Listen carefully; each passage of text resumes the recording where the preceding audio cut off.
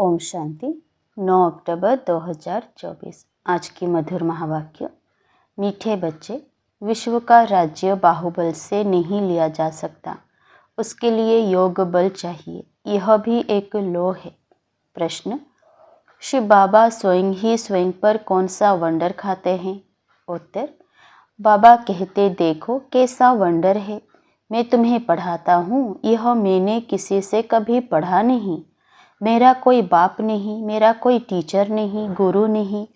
मैं सृष्टि चक्र में पुनर्जन्म लेता नहीं, फिर भी तुम्हें सभी जन्मों की कहानी सुना देता हूँ।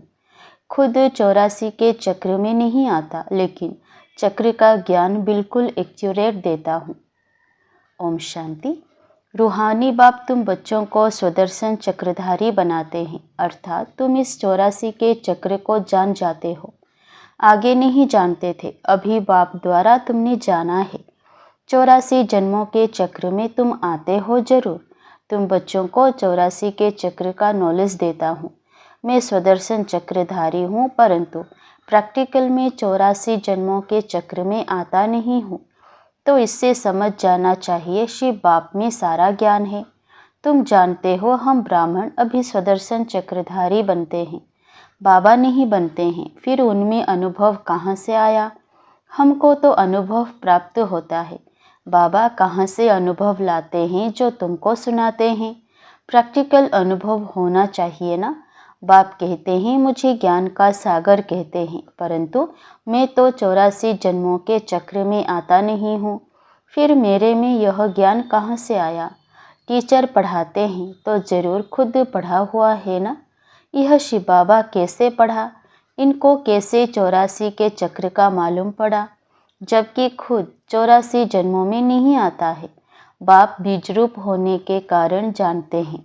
खुद 84 के चक्र में नहीं आते हैं, परंतु तुमको सब समझाते हैं। यह भी कितना वंडर है।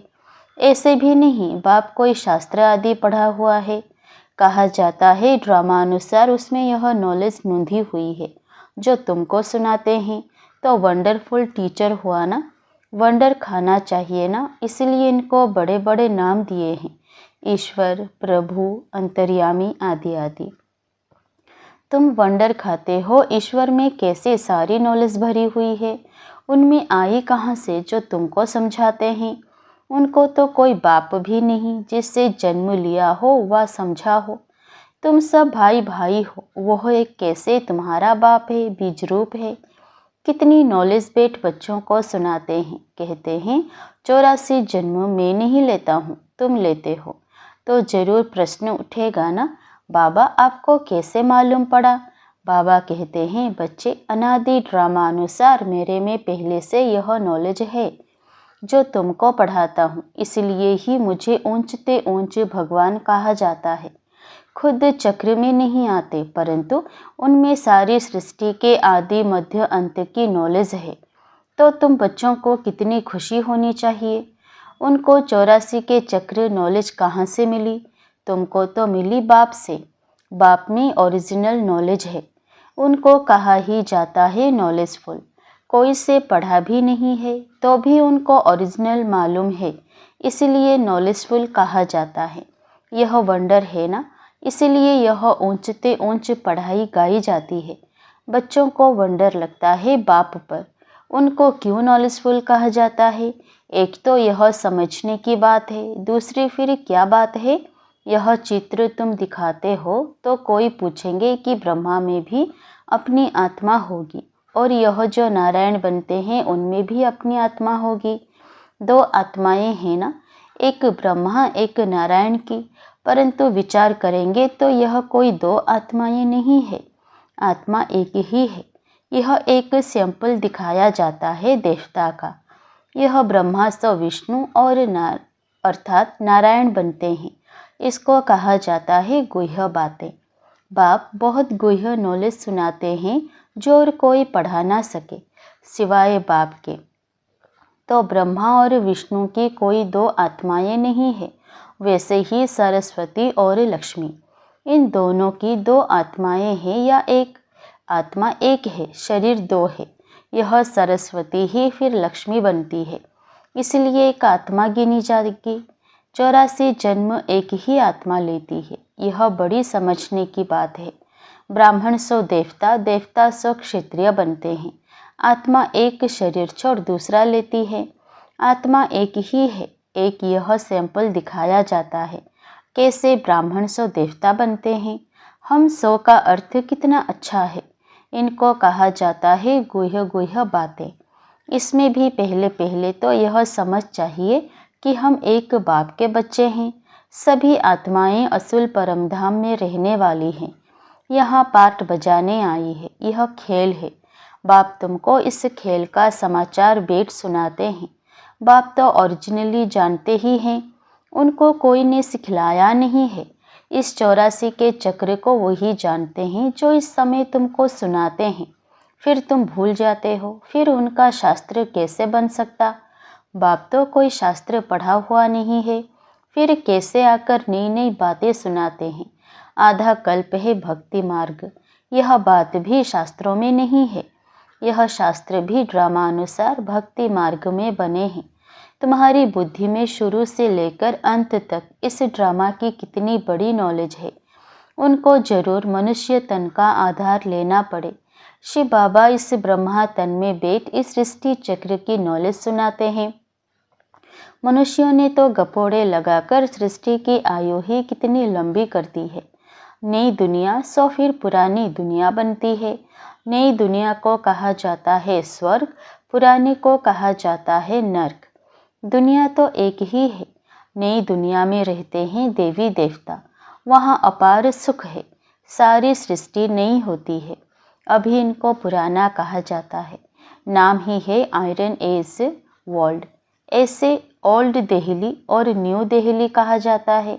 बाप समझाते हैं मीठे मीठे बच्चों, न्यू वर्ल्ड में न्यू दिल्ली होगी। यह तो ओल्ड वर्ल्ड में ही कह देते हैं न्यू दिल्ली। इनको न्यू कैसे कहेंगे?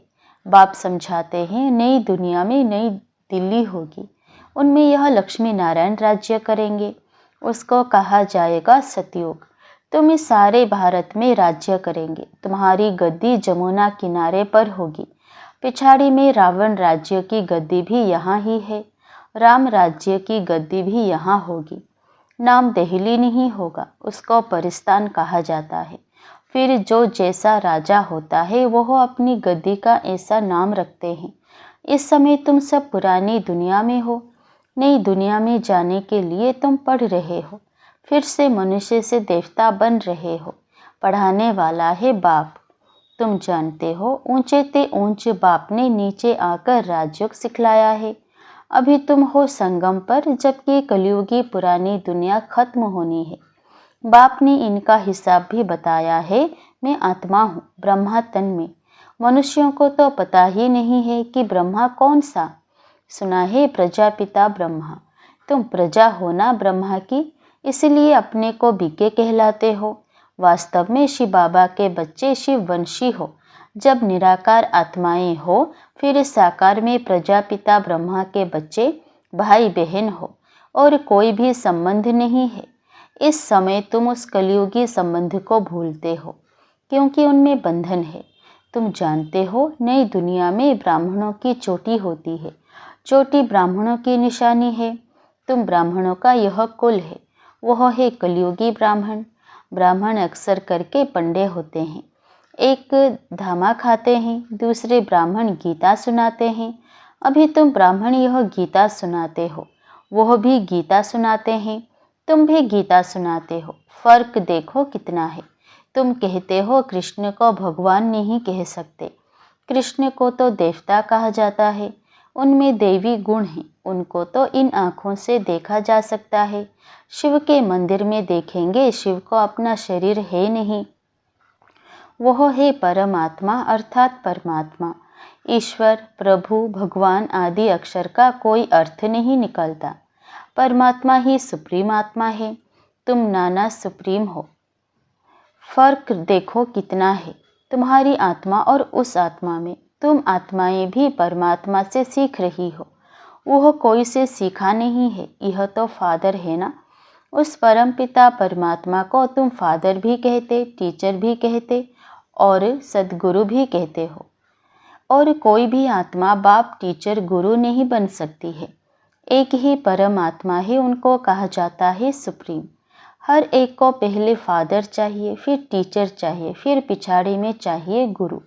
बाप भी कहते हैं मैं तुम्हारा बाप भी बनता हूँ, फिर टीचर बनता हूँ, और फिर मैं ही तुम्हारा सद्गति दाता, सतगुरु भी बनता हूँ। सद्गति देने वाला गुरु है ही एक, बाकी तो गुरु अनेक हैं। बाप कहते हैं मैं तुम सबको सद्गति देता हूँ। तुम सब सतयुग में जाएंगे, बाकी सब चले जाएंगे शांति धाम, जिसको परम धाम कहते हैं। सतयुग में आदि सनातन देवी देवता धर्म था, बाकी कोई धर्म है नहीं, और सभी आत्माएं चली जाती है मुक्ति धाम। सद्गति कहा जाता है सतयुग को। पाठ बजाते बजाते फिर दुर्गति में आ जाते हैं। तुम ही सद्गति से फिर दुर्गति में आते हो। तुम ही पूरे 84 जन्म लेते हो, यथा राजा रानी तथा प्रजा जो उस समय होंगे। 9 लाख तो पहले आएंगे, 84 जन्म 9 लाख तो लेंगे ना, फिर दूसरे आते रहेंगे। यह हिसाब किया जाता है। जो बाप समझाते हैं सब 84 जन्म नहीं लेते हैं, पहले पहले आने वाले ही 84 जन्म लेते हैं, फिर कम कम लेते आते हैं। मैक्सिमम है 84। यह जो बातें हैं और कोई मनुष्य नहीं जानते, बाप ही बैठ समझाते हैं।